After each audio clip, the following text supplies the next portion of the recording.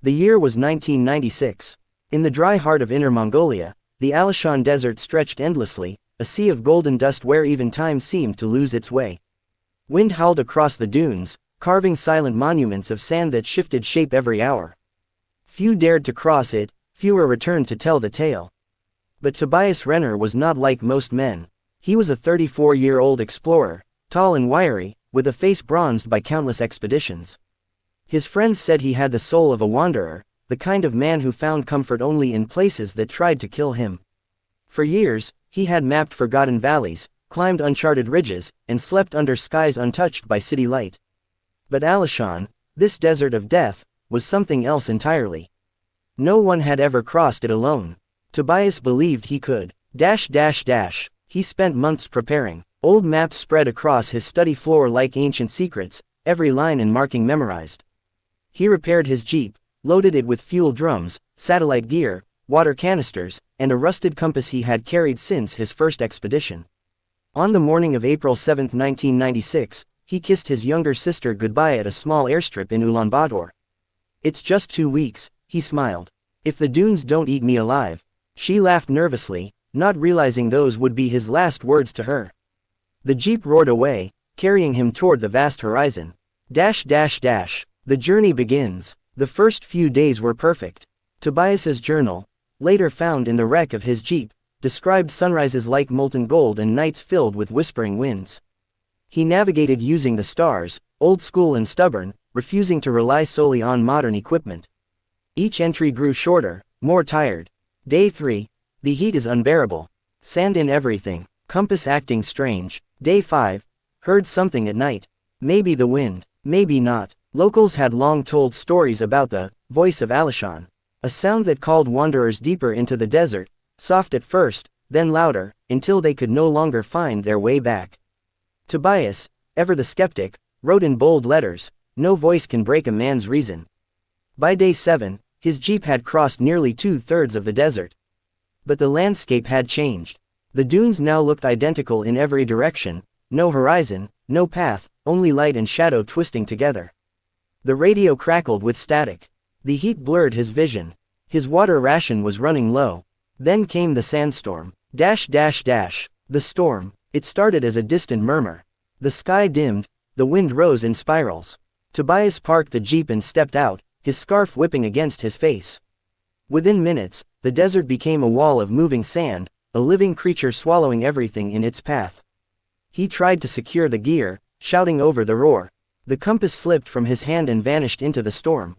He stumbled back inside the jeep, covering his head with a blanket, breathing through a wet cloth.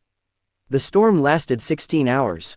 When it ended, silence returned, a silence so deep it seemed to hum. He opened the jeep door. The landscape was unrecognizable. No tire tracks, no familiar dunes, no direction. Only an ocean of sand. The compass was gone. The radio was dead, and Tabius Renner, alone under the blazing sun, was officially lost. The search begins. When Tabius failed to report back after 2 weeks, his family alerted authorities. Search teams flew in from Beijing in Mongolia. Helicopters scanned hundreds of kilometers of desert, guided by faint tire tracks partially buried in sand. They found his jeep on May 3, half submerged in a dune near the Badain-Jaran Basin. Inside were a torn map, empty water bottles, a broken camera, and the last page of his journal. It read, "Greater than day 9. Something's wrong with the compass. Keeps spinning. Wind sounds like voices again. Heading west. Feels like being watched. If anyone finds this, tell Anna I kept my promise. I made it across something no map can show." Outside the jeep, rescuers discovered a trail of footprints leading into the dunes, barefoot, uneven, as if he'd started walking without realizing it. After 100 meters, the prints stopped. There were no signs of struggle, no animal tracks, no evidence of collapse.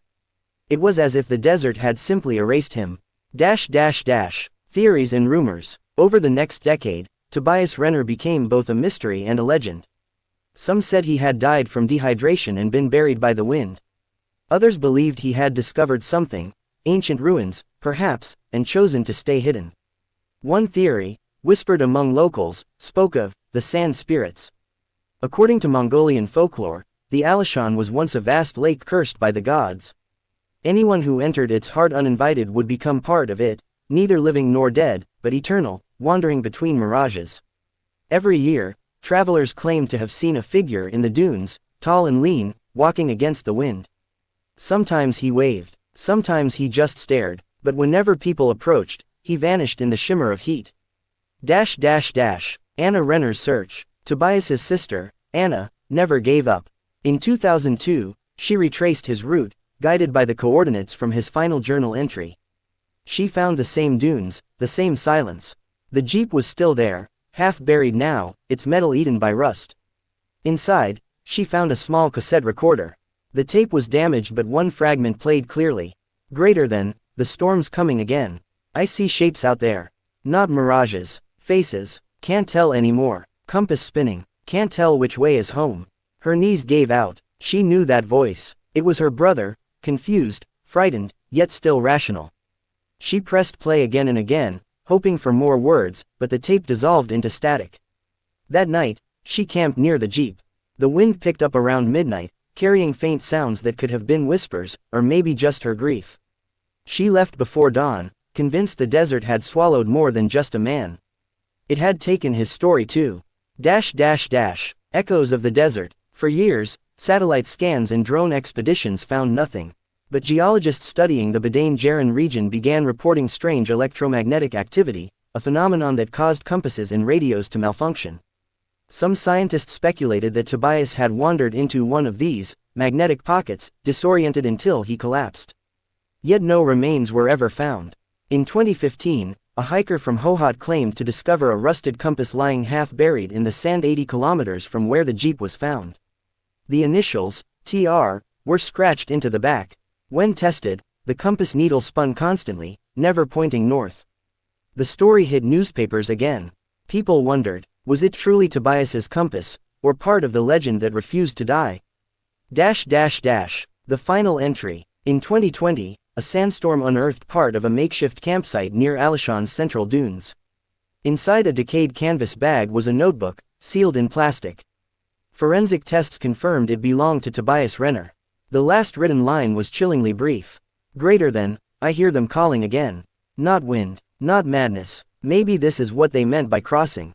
No one knew what he meant. Some interpreted it as a poetic farewell, others believed he had found something beyond human understanding. After that discovery, the site was closed off to protect it from treasure hunters. But locals claim that every few years, when the sandstorms grow strong, the dunes change shape, and a faint trail of footprints reappears before vanishing again with the wind.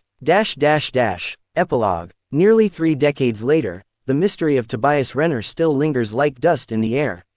His name has become part of Alashan's myth, a story told around desert campfires by drivers and herders. Some swear that, on moonlit nights, you can see a flicker of light moving across the dunes, like a lantern carried by a man still searching for his way home. And perhaps, somewhere in that endless wilderness, Tabias walks on. Neither lost nor found, a part of the desert that refused to let him go.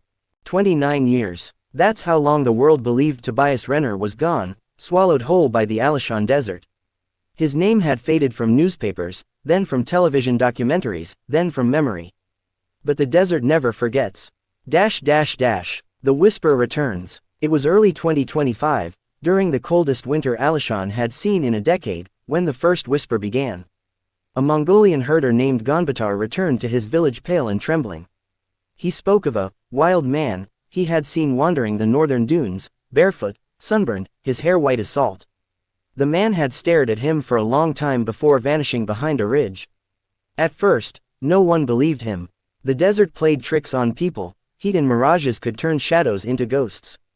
But when Gonbatar returned a week later with a tattered leather satchel, everything changed. Inside the satchel was a weathered notebook, its pages filled with English writing. The first line on the inside cover read, "Greater than, property of Tabius Renner, April 1996. The investigation, the discovery reignited the story that had haunted explorers for decades. Within weeks, scientists, journalists, and even government officials arrived in Alashan to investigate. The notebook was sent to Beijing for analysis. The handwriting matched Renner's perfectly. The ink, tested under ultraviolet light, showed age consistent with being nearly 30 years old. Each entry was dated, one for nearly every year since 1996. But what made the world stop was that the entries didn't end there. The final pages were dated 2024. The world gasped. Could he have survived all this time, alone in the most unforgiving desert on Earth? The Journals of a Ghost. The journal's contents read like a conversation between a man and the desert itself. At first, the entries were logical, scientific, notes about weather patterns, sand density, and possible underground water channels. Then, gradually, the tone changed. Greater than 1997. The dunes move every night. They breathe. I hear them when I sleep. 1999 found a canyon west of the Black Dunes. Water beneath the stone. There are caves. I can live here. 2001 I stopped counting days. Time feels different here. The stars don't move the same way they used to. 2005 Voices again. But now I understand them. They aren't human, yet they are not spirits either. 2010 I no longer want to leave. I am part of this place. Every line felt like a descent into something beyond reason, not madness exactly, but a transformation. The Hidden Cave. Using the map sketched in the notebook, a team of archaeologists and soldiers ventured deep into the dunes. After 2 days, they discovered what seemed impossible, a narrow rock canyon concealed by layers of sand, leading to a hidden cave. Inside, they found remnants of a life lived in silence. A handmade clay stove, carved animal bones, a pile of faded journals. And on one wall, strange symbols burned into the stone, circular markings that seemed to glow faintly under the lantern light. But the most astonishing find was a mirror made of polished metal, placed against the far wall. Scratched across its surface were the words, "Greater than, the desert does not take you, it keeps you." When the team carried these items out, a sandstorm rose out of nowhere, as if the desert itself resisted their trespass. It raged for hours, forcing them to camp in place. When the winds finally died down, one of the guides claimed he saw footprints leading away from their tents, barefoot, long, deliberate steps heading toward the horizon. No one dared to follow. The Return. 2 months later, in March 2025, a man was found unconscious near a highway checkpoint on the eastern edge of Alashan. He was thin, sun-scorched, his beard tangled, and white. His skin was cracked like dry earth. He carried no ID, only a piece of fabric tied around his wrist, embroidered with the letters TR. When authorities questioned him, he spoke little. His voice was hoarse, as if unused for decades. The local hospital in Bayanhad recorded his statement. Greater than doctor. What's your name? Man. Tabius Renner. Doctor. Where have you been all this time? Man. In the silence. He said no more. News broke instantly. Cameras, reporters, and historians flooded the hospital, desperate for an interview. But before anyone could speak to him again, Tabius disappeared the next morning. His bed was empty, the window open. The desert wind had carried sand into the room, forming small dunes on the floor. All they found was a note on the bedside table. Greater than, the desert doesn't take you, it chooses you. Theories and speculations. Experts divided overnight. Some called it a hoax, staged by a lookalike to reignite fame.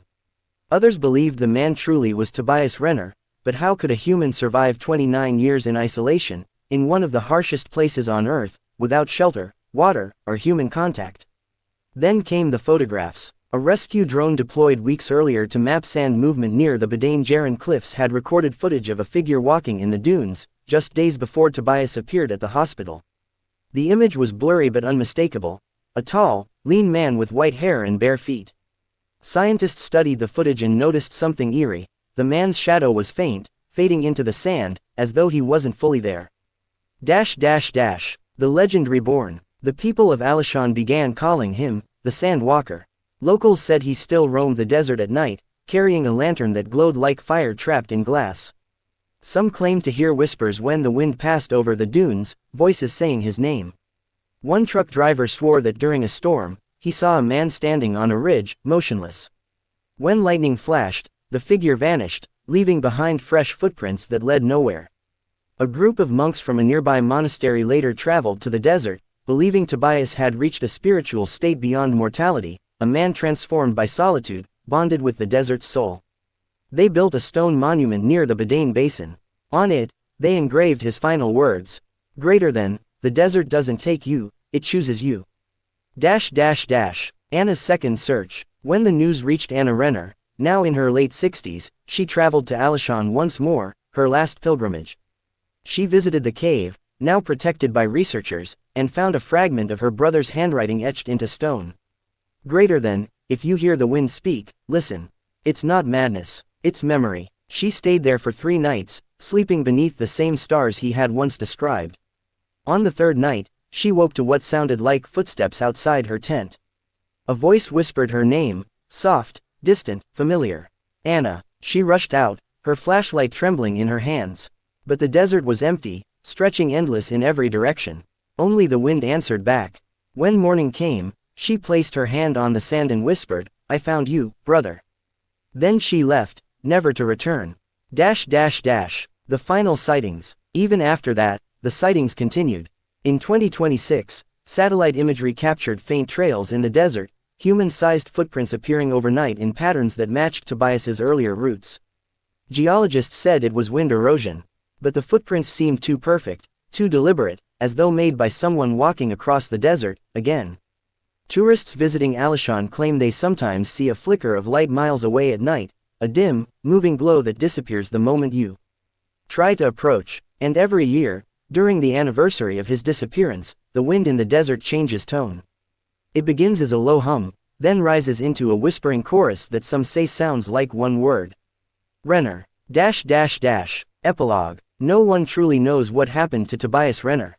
Did he survive through some miracle of nature?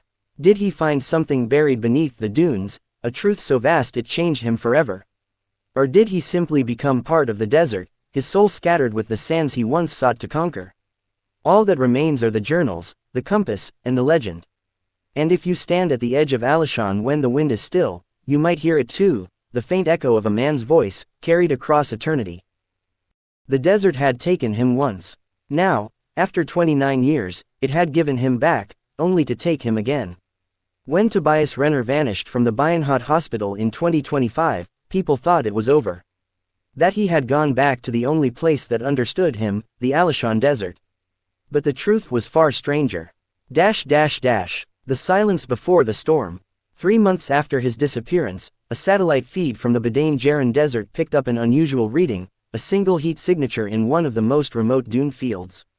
At first, scientists assumed it was an equipment glitch. But the signal remained for 6 consecutive nights, always in the same area. The coordinates were sent to the Chinese Geographical Research Institute, and an expedition team was dispatched. When they arrived, there was no camp, no vehicle, only a circle of burned sand, as if lightning had struck repeatedly in one spot. At the center, half buried, was a metal compass, identical to the one Renner had lost nearly 3 decades earlier. Its needle was spinning wildly, even though there was no magnetic interference nearby. That night, one of the researchers recorded strange sounds over the radio, a faint voice repeating the same phrase over and over, distorted by static. Greater than, you don't cross the desert crosses you. The investigator. The case was assigned to Dr. Ellis Grant, an anthropologist and historian who had studied Renner's earlier journals. He was fascinated not just by the mystery, but by the transformation. What kind of man could survive 29 years in silence and still walk out alive? Dr. Grant retraced Renner's steps, reading every line of his journals like scripture. He noticed something strange. Each year's entries seemed to align with ancient desert symbols found in Mongolian and Tibetan texts. Circles, spirals, lines pointing to constellations. It was as if Tabius had discovered something buried beneath the desert, not just physically, but spiritually. In a private report never released to the public, Grant wrote, "Greater than, Renner didn't survive the desert. He became a part of it. His consciousness merged with something vast, something that remembers." The desert lights. That same summer, truck drivers traveling the Al-Aqsa highway began reporting strange lights moving across the dunes at night. Not headlights, not drones, but glowing orbs, drifting in a slow spiral formation. Witnesses described them as pulsing, almost breathing. One driver claimed he saw a figure standing among them, holding a lantern that burned brighter than the stars. When a journalist named Li Yun decided to investigate, she set up camp near the Tabius Basin with a small film crew. For 3 nights, nothing happened. On the 4th, around 2 a.m., her cameras captured something impossible. A man walking calmly across the sand, barefoot, leaving deep footprints in the dunes. He looked exactly like the photos of Tabius Renner from 1996, not aged, not frail, but young. His face untouched by time. When Lee Yun called out to him, the man stopped. He turned slowly toward the camera and smiled. Then the feed cut out. The footage. When the crew checked the footage the next morning, the man's face had blurred, as if light itself refused to record him. But his voice was clear. He said, "Greater than, you shouldn't have come." The sand listens now. Moments later, the audio filled with a rising hum, like thousands of whispers layered together, a sound later analyzed by acoustic engineers. They found a repeated pattern, almost like Morse code. When translated, it spelled one word, Ren, the first half of Renner's name. The footage was never officially released, but copies leaked online. Some dismissed it as digital trickery. Others believed it was proof that Tabius had crossed into something beyond human comprehension, a living boundary between man and myth. Anna's final letter. In 2026, Anna Renner received a letter at her home in Norway. No return address. Inside was a single page, written in familiar handwriting. Greater than, Anna, if you're reading this, it means I found a way to reach beyond the silence. The desert is not what we thought. It remembers every step, every voice. It holds them like pages in an endless book. I am not lost. I am part of the wind that carries the stories. Don't come for me. You wouldn't return. Experts examined the letter, the ink, the paper, even the fingerprints. Everything matched Tabius Renner. Anna died a year later. On her desk, beside the framed photograph of her brother, was a note in her handwriting. Greater than, he came home after all. The desert awakens. After that, strange phenomena increased around the Alashan Basin. Compass needles twisted. Electronic devices malfunctioned. Travelers spoke of hearing whispers at night, voices speaking in different languages, sometimes reciting fragments of Renner's journals. One geologist described it perfectly. Greater than, it feels like the ground itself is breathing. Satellite images showed shifting dunes forming circular patterns, identical to the symbols carved inside Renner's cave. Scientists called it coincidence. The locals called it a sign. They said the desert had awakened. The expedition of 2028. Driven by obsession, drive, Ellis Grant organized a final expedition, his goal, to find Renner, or at least the truth of what he became. He and 4 others ventured deep into the Forbidden Dunes, guided by the same map Renner had drawn nearly 3 decades earlier. On the 5th day, the GPS failed. The sun turned white, the air trembled like glass. That night, Grant wrote his last known journal entry. Greater than, I see him. He's standing on the ridge, watching. The wind doesn't touch him. He looks alive, yet unreal, a mirage with eyes. He raised his hand and pointed east. I think he wants us to follow. The team was never found. Only Grant's camera, discovered weeks later half buried in sand, survived. The final frame showed a vast desert plain, and at its center, a human figure glowing faintly in the distance. The revelation. In 2030, declassified documents from the expedition revealed something extraordinary. Using thermal imaging, analysts discovered that the energy signature of the figure in the photo was not human, but geological, matching the temperature fluctuations of the surrounding dunes. In other words, the figure and the desert were the same. As if Renner had truly merged with it. The report was quietly buried. But those who read it knew, Tabius Renner was not dead. He had transcended. He had become the memory of the desert itself. The pilgrims of Alashan. Over the next few years, wanderers, mystics, and seekers began traveling to Alashan, drawn by stories of visions and glowing dunes. They built small shrines where Renner's jeep once stood, leaving offerings, water bottles, compasses, and handwritten notes asking for guidance. Many claimed to hear a voice in the wind when they prayed, gentle, calm, and filled with warmth. It always said the same thing. Greater than, don't fear the silence. That's where the answers live. Some left changed, speaking of dreams where Renner appeared and showed them lost memories or hidden truths. Others disappeared entirely, never seen again. The last recording. In 2033, an explorer's drone captured one final piece of evidence, an audio transmission from deep within the dunes. The voice was faint but clear. Greater than, I tried to cross it once. I thought it was empty. But it's full of everything we forget. I'm home now. Don't look for me. After that, the frequency went dead.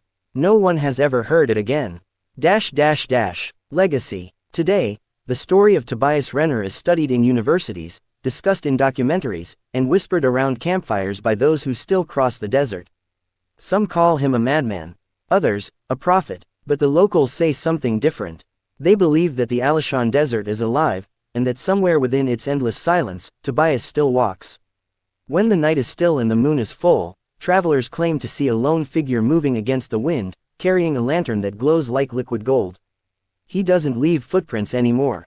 He doesn't speak. He only turns his head and looks, as if asking whether you, too, are ready to listen.